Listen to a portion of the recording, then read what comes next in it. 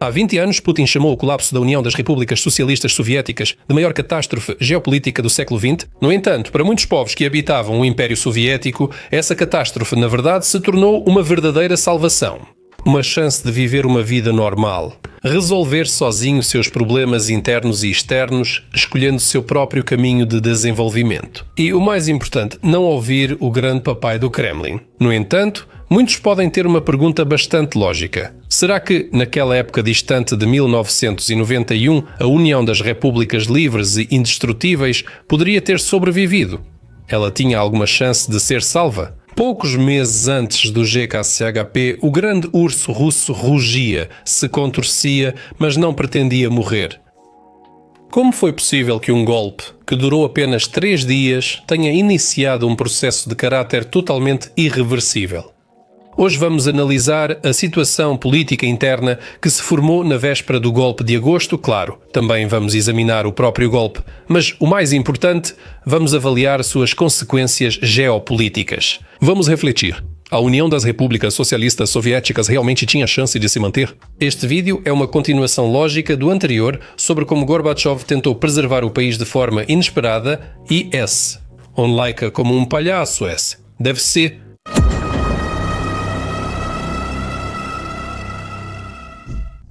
O que aconteceu na primavera de 91, na primavera de 1991, para muitos, e não sem razão, parecia que a outrora unida e poderosa União estava gradualmente e inevitavelmente caindo no abismo. Isso era perceptível principalmente pela profunda crise económica causada pelas reformas de Gorbachev, que eram parciais e nem sempre condizentes com a situação real. A inflação galopante, junto com a escassez de itens de primeira necessidade, levou a uma deterioração acentuada do já precário padrão de vida.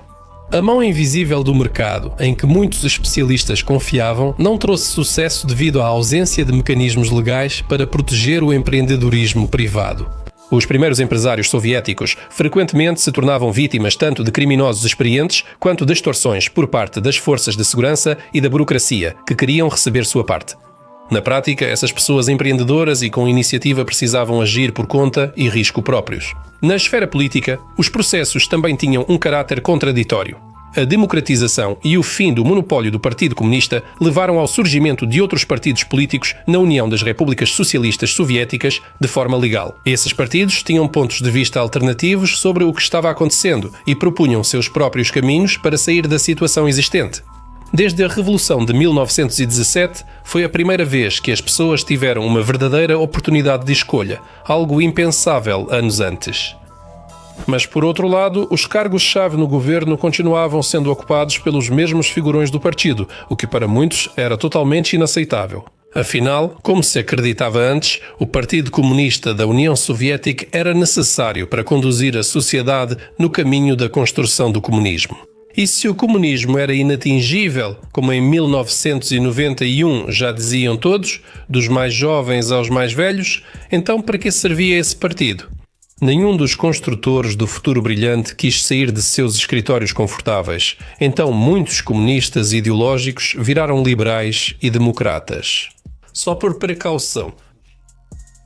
Mas o principal problema, e isso já era visível a olho nu, era que a União das Repúblicas Socialistas Soviéticas estava desmoronando, literalmente se desfazendo nas costuras. E já não era mais possível esconder esses problemas. No início de 1991, das 15 repúblicas da União, 6 já haviam escolhido definitivamente o caminho da separação da União das Repúblicas Socialistas Soviéticas: Lituânia, Letónia, Estónia, Arménia, Geórgia e Moldávia. Eles preferiram sair da unida família soviética para viverem suas próprias vidas de forma independente.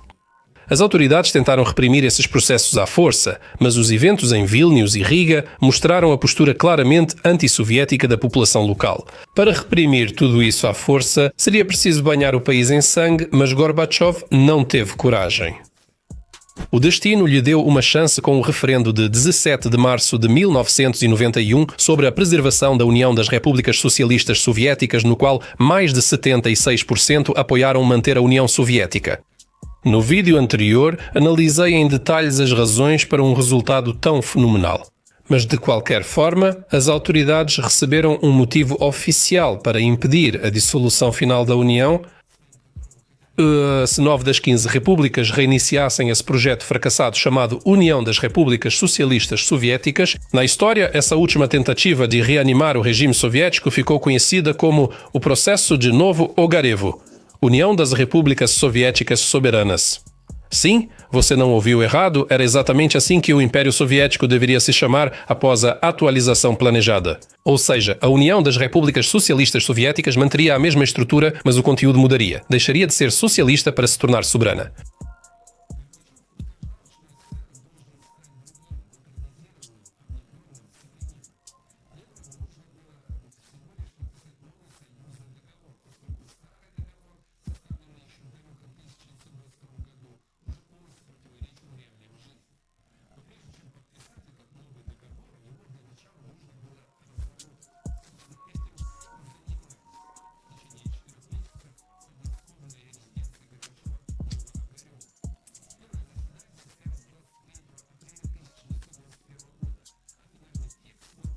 Foi publicado em 15 de agosto e sua assinatura solene estava marcada para 20 de agosto.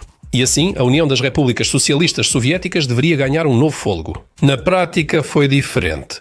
O Tratado da União só ampliou de fato os poderes das repúblicas, especialmente nas áreas socioeconómica e cultural. Além disso, as elites políticas locais receberam poderes que antes estavam nas mãos de Moscou. Assim, essa União das Repúblicas Socialistas Soviéticas, renovada e descentralizada, deveria, em teoria, deixar de ser uma federação apenas declarativa e se tornar uma federação real, com direitos e oportunidades iguais para todos os seus membros. Removeram toda a discussão confusa sobre o Partido Comunista e o comunismo no futuro do texto. Ninguém acreditava mais nisso e chegou a hora de deixá-la de lado. E no nível oficial também havia suas próprias nuances. No processo de Novogoriovka participaram apenas representantes de 9 repúblicas: Rússia, Ucrânia, Bielorrússia, Azerbaijão, Cazaquistão, Uzbequistão, Turcomenistão, Tadjiquistão e Quirguistão. Ou seja, os países bálticos, Arménia, Geórgia e Moldávia saíram definitivamente da União das Repúblicas Socialistas Soviéticas. Assim já podemos constatar que preservar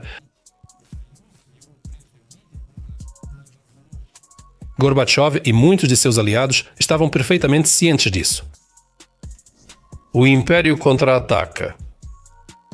Mas também havia quem não percebia ou não queria enxergar a realidade por uma mentalidade conservadora. Parte da elite governante, que em palavras apoiava Gorbachev e seu curso, mas na prática sabotava de todas as formas suas decisões e buscava manter tudo como estava. Esses elementos de oposição dentro da cúpula governante existiam desde os primeiros dias da perestroika, mas por um tempo eles se disfarçavam de membros fiéis e leais do partido. E só a ameaça de desintegração os forçou a sair e jogar às claras.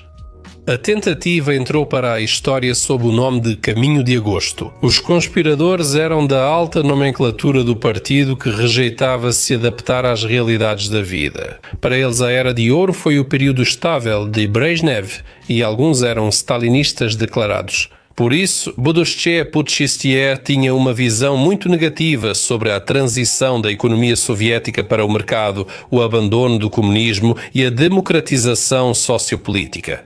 As revoluções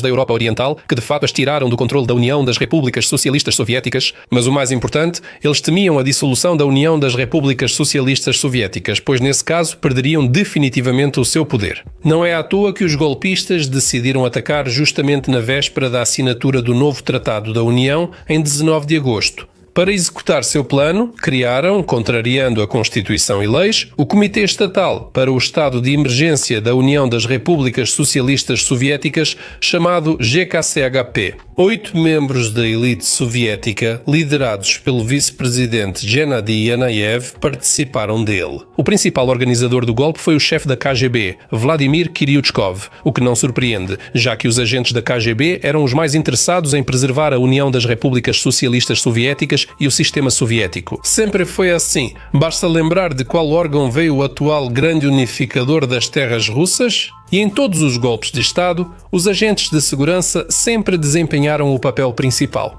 Por isso, não surpreendeu o papel dos ministros da Defesa da União das Repúblicas Socialistas Soviéticas, Dmitry Yazov, e do Interior, Boris Pugo, ambos do GKCHP. 3 dias que mudaram o mundo. No seu tempo, existia um escritor americano e comunista convicto chamado John Reed. Ele escreveu o livro 10 Dias que Abalaram o Mundo, dedicado à chegada dos bolcheviques ao poder em 1917.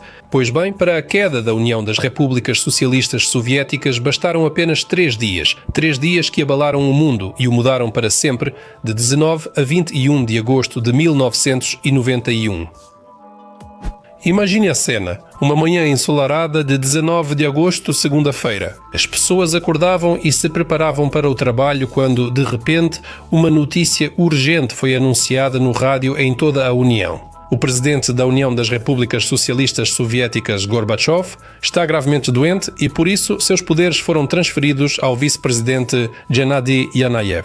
Também foi anunciada a criação do mais alto órgão do poder estatal, o Comitê Estatal de Emergência, GKCHP, na realidade. Gorbachev descansava na casa de campo governamental de Foros, na costa sul da Crimeia. Na noite anterior, os conspiradores mandaram a segurança cortar todos os canais de comunicação externa. Assim, por 3 dias, o chefe de um país outrora poderoso acabou na posição de prisioneiro ou detento, embora em condições domésticas confortáveis. Enquanto isso, o decreto do GKCHP sobre estado de emergência, por 6 meses, se espalha pelo país. O que automaticamente significava a proibição de qualquer comício, manifestação e greve, a suspensão das atividades de partidos políticos, organizações sociais e movimentos de massa. Na prática, isso representava retroceder na democratização e voltar à ditadura de partido único. E para que ninguém ousasse desafiar, tropas com veículos blindados foram trazidas para Moscou, previamente mobilizadas para a capital pelos generais conspiradores. Em resumo, todas aquelas frágeis conquistas positivas que ocorreram na União das Repúblicas Socialistas Soviéticas durante os anos da perestroika simplesmente foram desconhecidas. Os membros do GKCHP não levaram em conta um fator extremamente importante: o humor das amplas massas populares. Em 1991, as pessoas já não eram mais um rebanho oprimido e intimidado com cérebros lavados pela propaganda. Os anos de glasnost e democratização não foram em vão. As pessoas deixaram de ser apenas população e se tornaram cidadãos com quem as autoridades precisavam contar. Aqueles criados no espírito da servidão soviética nunca compreenderam essa simples verdade. Não se pode esquecer o papel da personalidade na história, como o do primeiro presidente da Rússia, Boris Yeltsin. Por mais que depois o tenham xingado com todos os palavrões e zombado de sua inclinação por bebidas alcoólicas, naqueles dias decisivos de agosto ele demonstrou verdadeiros milagres de coragem e bravura. Tornou-se o centro da resistência ao golpe, agindo de forma decisiva e sem hesitar. Ele classificou as ações do GKCHP como golpe de Estado e convocou os cidadãos a defenderem a ordem constitucional. Em Moscou, São Petersburgo e outras cidades, dezenas de milhares foram às ruas em defesa da democracia e da ordem constitucional. E não só na Rússia, mas também em outras repúblicas. Em 20 de agosto, no centro de Kiev, houve um grande protesto do movimento popular da Ucrânia e outras forças democráticas. Também houve protestos sérios em Tallinn, Riga, Tbilisi e Minsk. As pessoas foram às ruas porque sabiam que, se o GKCHP continuasse no poder, seus planos de independência ou mais autonomia seriam anulados. É provável que as novas autoridades enviem tropas para reprimir protestos. Poucos desejavam voltar à era Brezhnev e menos ainda à de Stalin.